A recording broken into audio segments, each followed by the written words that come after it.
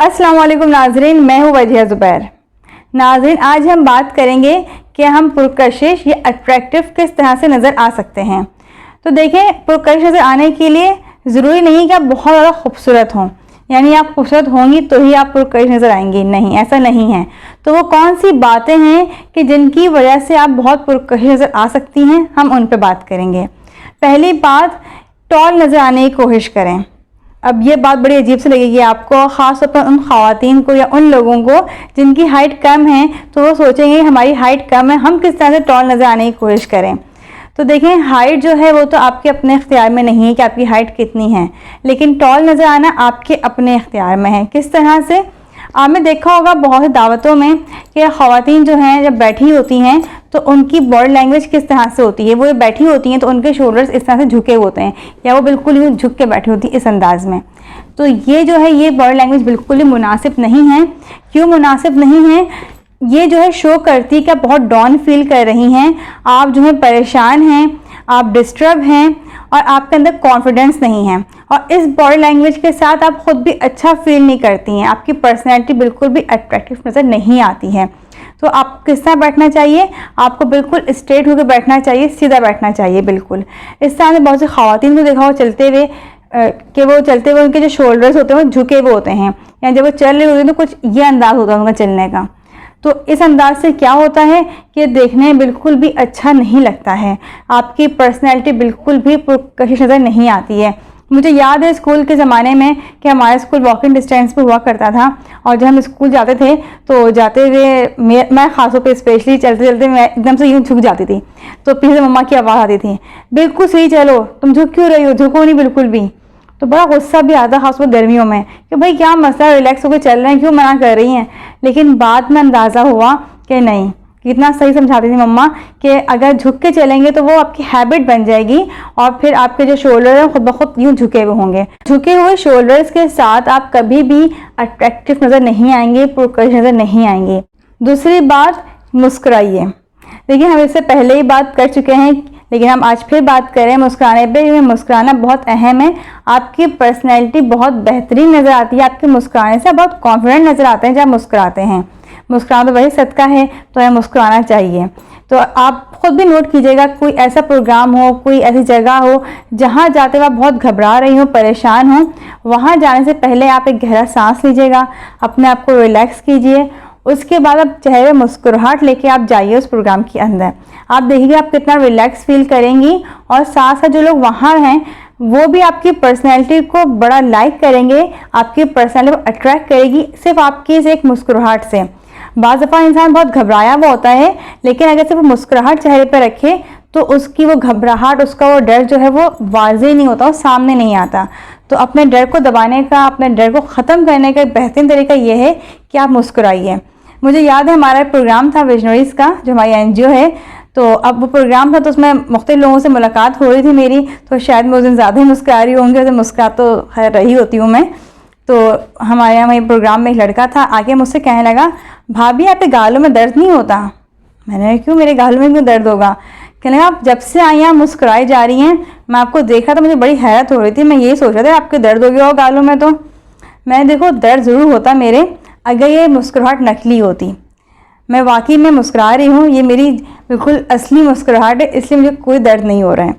तो मुस्कुराइए, दिल से मुस्कुराइए, देखिए आप लोगों को कितना अट्रैक्ट करेंगे। तीसरी बात, गुफ्तगू का फ़न सीखें। किस तरह से?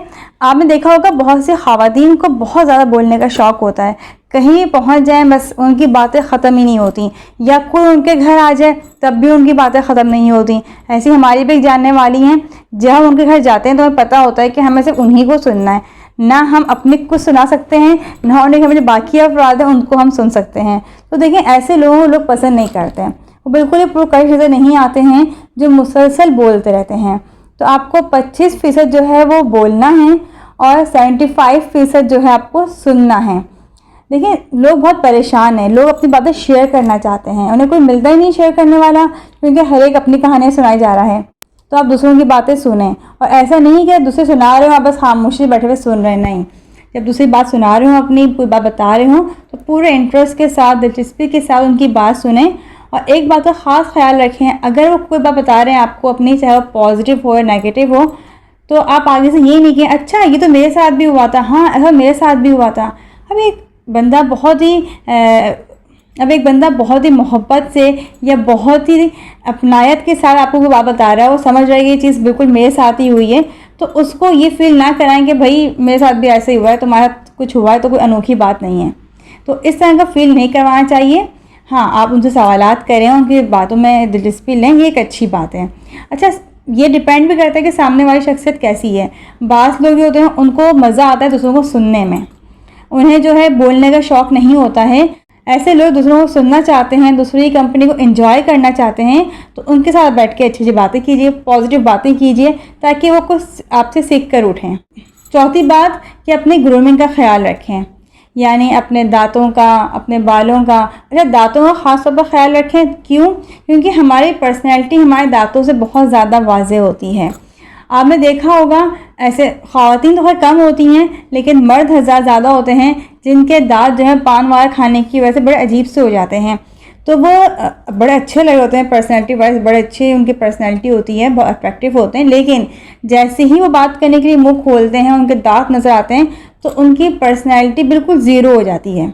तो ये दांत जो है बहुत अहम किरदार अदा करते हैं आपके अट्रैक्टिव नज़र आने में, आपके पुरकशिश नज़र आने में। तो अपने दांतों का ख़ास ख्याल रखें। दूसरा, रोज़ाना नहाएं। नहाना क्यों ज़रूरी है? रोज़ाना नहा जैसे सभी लोग होंगे, गर्मियाँ ही बहुत हैं आजकल, लेकिन फिर भी मैं इसलिए बता रही हूँ कि जब आप नहाते हैं ना बहुत फ्रेश फील करते हैं। आप देखें, नहा के जब आप शीशे में खड़े होंगे तो आपको अपनी पर्सनैलिटी खुद ही बड़ी ज़बरदस्त सी लगेगी, बहुत अट्रैक्टिव लगेगी। तो ख़ुद भी तो अच्छा फील करना अच्छी बात है ना, घर वालों को भी आप खूबसूरत और अच्छे नज़र आएँ। तो रोज़ाना नहाना चाहिए। अपने बालों का ख्याल रखें, आप अपने लिबास का ख्याल रखें।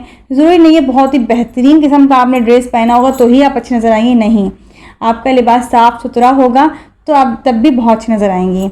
मुझे याद है, हमारी नानी जो हैं 70+ उनकी एज है, तो वो शाम में अपने कपड़े चेंज करके तैयार हो जाती हैं, लेकिन कभी ऐसा भी हुआ कि रात में उनकी तबीयत बहुत ज़्यादा ख़राब हो गई और उनको डॉक्टर के पास लेके जाना हुआ, तो वो कहती थी नहीं भाई, हम इन कपड़ों में नहीं जाएंगे, पहले हमें कपड़े चेंज करने हैं। हम कहते हैं नानी अम्मी अभी आपकी तबीयत ऐसी है, आप कपड़े कैसे चेंज करेंगी? नहीं, सफ़िया करा देंगी, मेरी बड़ी मानी का नाम है, तो वो बहुत उनके साथ अटैच भी हैं, तो वो मामी अक्सर उनके कपड़े चेंज करवा देती हैं। फिर बाल हम लोग बना देते हैं, उसके बाद फिर वो पाउडर लगा के फिर वो डॉक्टर के पास जाती हैं। तो डॉक्टर हैरान होते हैं, कहते हैं माँ जी आपकी तबीयत ख़राब है, आपको कैसे लगे ही नहीं रहा कि आप बीमार भी हैं। तो फिर हम डॉक्टर को बताते नहीं, वाकई बड़ी तबीयत ख़राब है इनकी, ये तो भी आने से पहले तैयार होकर आई हैं। तो पर्सनैलिटी ऐसी होनी चाहिए आपकी कि दूसरे लोग देख के मुतासिर हों आपको, वो उनको लगे ही नहीं कि आपके साथ कोई फिज़िकली प्रॉब्लम भी है, आप बीमार भी हैं, आप परेशान भी हैं, क्योंकि हमें लोगों को थोड़ी दिखाना है कि हम बीमार हैं, हम परेशान हैं। तो अपनी पर्सनैलिटी को अच्छा करने के लिए ग्रूमिंग बहुत ज़रूरी है। ऐसे मुझे याद है जो मेरी ममानी हैं, तो उनकी पर्सनैलिटी बहुत बेहतरीन है माशाल्लाह से। तो मैंने हमेशा उनको ऐसे ही देखा है कि उनके सुबह जब वो काम करती थी तो वो नॉर्मल कपड़े पहने हुआ करती थी और ज़ोहर तक वो अपने सारे काम करके दोपहर खाना वगैरह बना के फिर वो जाती थी नहाने के लिए। नहा धो के वो इतने अच्छे कपड़े पहनती थी, कोई बहुत कीमती कपड़े नहीं होते थे, लेकिन इतने अच्छे होते थे माशाल्लाह से उनके कपड़े कि वो शाम तक बिल्कुल तैयार नज़र आती थी हम लोगों को।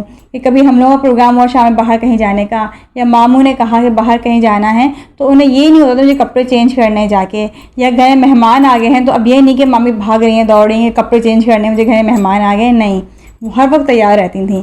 तो आपको भी घर में ऐसे ही तैयार रहना चाहिए ताकि आपके घर वाले भी खुश हों आपसे। 5वां पॉइंट है healthy body and healthy mind. देखिए, ये बात तो आप ख़ुद भी जानते हैं, आप देखते होंगे, और आप बताएं कि 2 तरह के लोग हैं। एक वो हैं जो फिज़िकली बड़े फिट हैं, जिन्होंने अपनी बॉडी का बड़ा ख्याल रखा हुआ है। दूसरे वो लोग हैं जो बिल्कुल बेडोल हैं, उनका वेट बहुत ज़्यादा हो गया है, बॉडी बिल्कुल फिट नहीं है, फिज़िकली बिल्कुल फिट नहीं है वो लोग।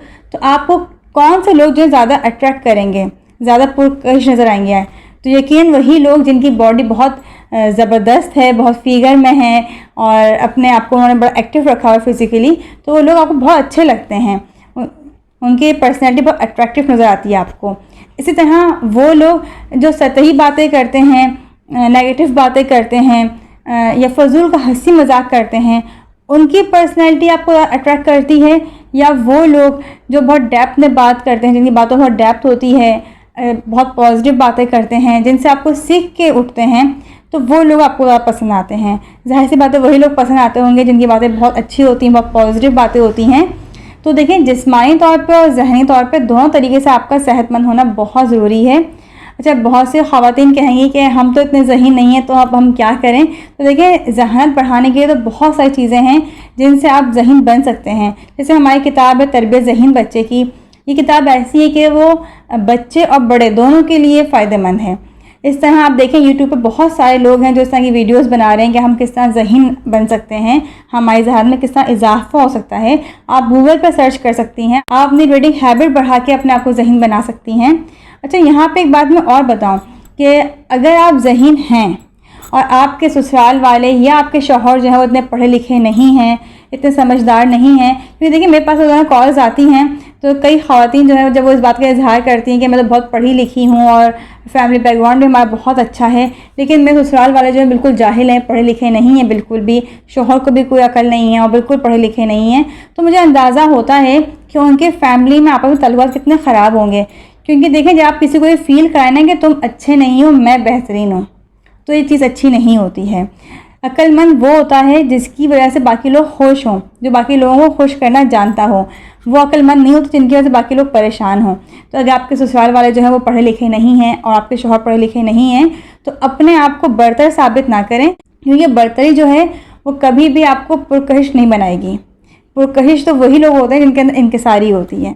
नाज़रीन, उम्मीद है कि 5 पॉइंट्स आपको पसंद आए होंगे। अपने कमेंट्स में ज़रूर अपनी राय का इजहार कीजिएगा। अल्लाह हाफ़िज़।